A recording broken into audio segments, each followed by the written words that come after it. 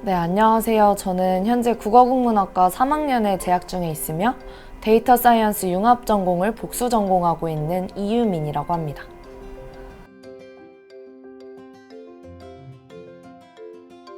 그런 실생활에 있는 많은 데이터들을 수집하고 그리고 분석한 다음에 정제하고 그리고 그 안에서 새롭게 인사이트들을 도출해내는 그런 데이터 사이언스 자체를 배우는 학문이라고 생각하시면 편합니다.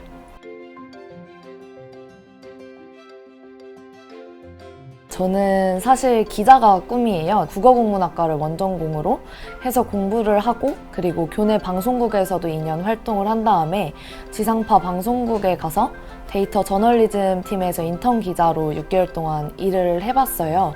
그 팀 안에서 데이터 분석가 분이 2분이 계셨고 다양한 기자분들, 디자이너분들이랑 함께 일을 해보았는데 그때 저는 새롭게 느낀 게 있었거든요.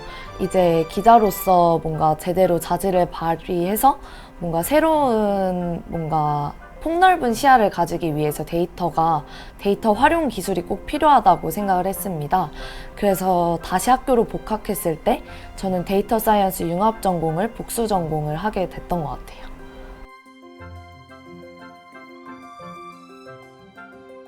네, 사실 이 데이터 사이언스라는 학문 자체가 컴퓨터 공학이랑 통계학이랑 그리고 다양한 전공을 융복합시켜 놓은 학문이라고 생각하시면 편한데 그러다 보니까 신생학문처럼 학생들이 많이 생각을 하거든요. 그래서 뭔가 전통적인 과목인 통계학이나 컴퓨터 공학보다는 사실 복수 전공 경쟁률은 조금 낮은 편이에요. 데이터 사이언스 융합 전공을 들어가기 위해서 교수님들이 고려하셨던 거는 자기소개서예요. 쉽게 말하면은 고등학교를 들어가기 위해서 아니면 대학교를 들어가기 위해서 우리가 학생부 종합전형을 준비하잖아요. 그 안에 저희가 어렸을 때 썼던 자소서 같이 지원 동기라던가 아니면 제가 가지고 있는 역량 아니면은 제가 나중에 되고 싶은 꿈이나 진로에 관련해서 서술해서 내는 게 있어요. 그것들을 교수님이 전반적으로 검토를 하시고 나서 복수 전공을 할 학생들을 선발을 하게 됩니다. 여기서 성적은 안 들어가는 건 아니고 성적도 꼭 포함은 되지만 성적 위주로 보진 않고 전반적인 거를 고려하는 것 같아요.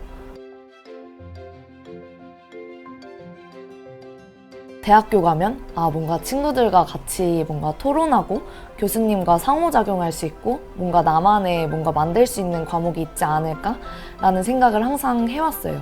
근데 그게 데이터 사이언스 융합 전공에서는 되게 잘 되어 있는 것 같아요. 제가 원하는 그런 대학 과목의 뭔가 느낌이.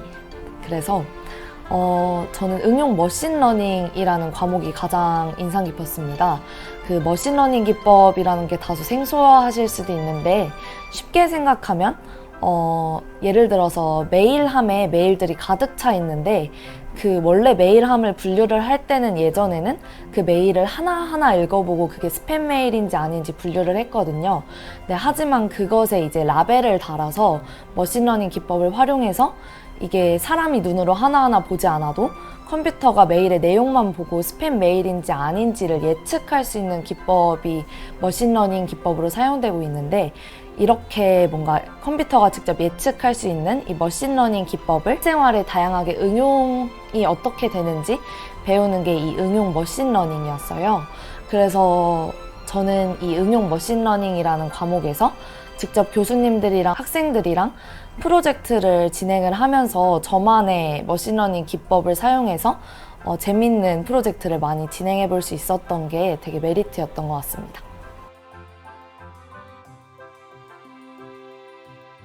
저는 사실 처음 국어국문학과에서 데이터 사이언스 융합 전공을 복수 전공한다고 했을 때 되게 주변에서 우려의 목소리가 되게 많았거든요. 너 문과인데 너 컴퓨터 어떻게 할 거냐, 너 코딩 어떻게 할 거냐 이런 얘기가 되게 많았어요. 사실 데이터 사이언스 융합 전공 자체가 통계학적인 지식, 그리고 수학적인 지식, 그리고 컴퓨터 코딩 능력이 모두 다 융합적으로 고려돼야 되는 학문인지라 저도 막연한 두려움만 가지고 들어갔었는데 실제로 겪어보니까 오히려 제가 원전공을 문과로 했었던 그런 시너지가 되게 많이 나는 것 같아서 되게 재밌게 배웠거든요. 예를 들어서 저는 언론에 되게 관심이 많고 국문학에서는 문학에 되게 관심이 많은데 그런 것들을 깊이 알고 있으니까 오히려 데이터 사이언스라는 기술들을 가지고 있어서 할 수 있는 것들 폭이 되게 넓어지더라고요. 그래서 저는 되게 들어오기 전과 후를 비교했을 때 오히려 여기 들어오고 나서 한숨 내려놨다, 뭔가 좀 더 좋았다라는 말씀을 드리고 싶습니다.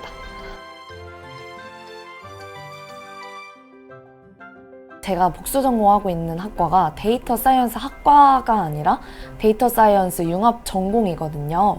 이 뒤에 융합이 왜 붙냐면 이 학과 자체는 문이과 모두 다 고려한 학과예요.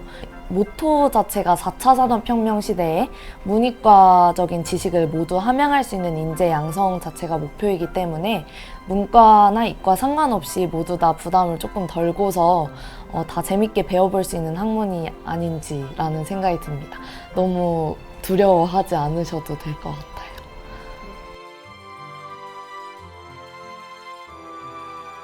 뉴스만 켜보셔도 아시다시피 데이터 AI에 관한 인재에 대한 뭔가 갈망과 그거에 대한 뭔가 요구는 충분한 것 같거든요.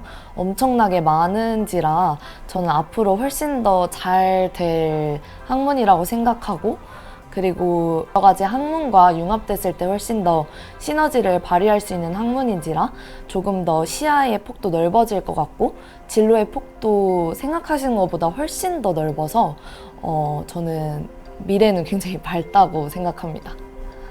데이터 사이언스 자체를 다루는 직업을 꼽자면 데이터 애널리스트, 데이터 사이언티스트, 그리고 데이터 엔지니어, 이렇게 3개거든요.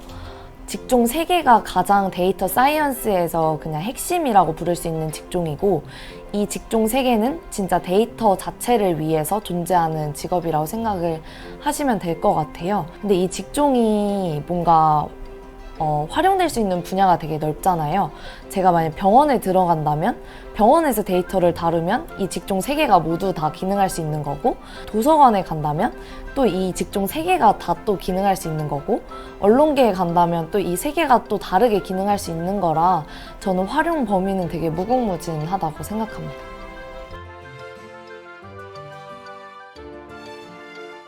저는 사실 중고등학교 때는 데이터에 관심이 한 개도 없었고, 그리고 코딩 이런 거는 저희 때는 아예 없었고, 그러다 보니까 저는 국어국문학과가 원전공이라 그랬잖아요.